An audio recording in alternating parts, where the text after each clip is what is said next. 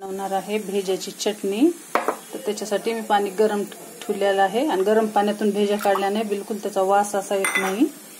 आता ह्याच्यामध्ये मी टाकणार आहे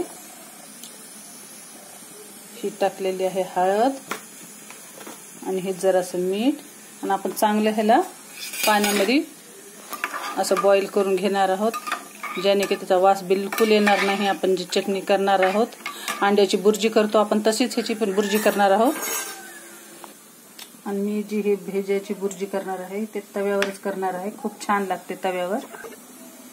आपलं तेल गरम झालेलं आहे, आपण ह्याच्यामध्ये टाकणार आहे कांदा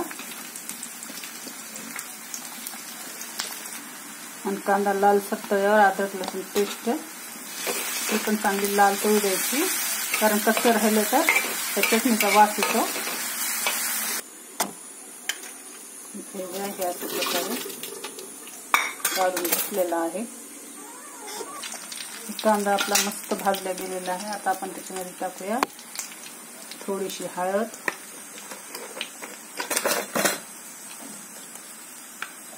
आणि ही आहे 17 प्रकारचे मसाले, त्याच्यामध्येच लाल तिखट पण असतं।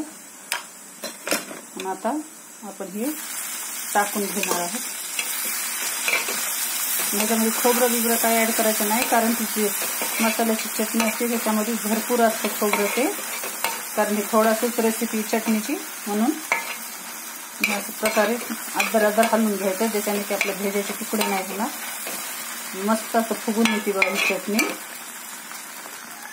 स्वादानुसार नमक आणि थोडीशी कोथिंबीर।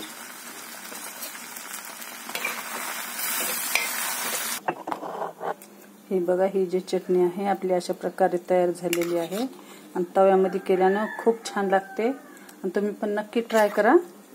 कशी वाटली रेसिपी कमेंट्स मध्ये नक्की सांगा। लाईक, शेअर आणि सबस्क्राईब।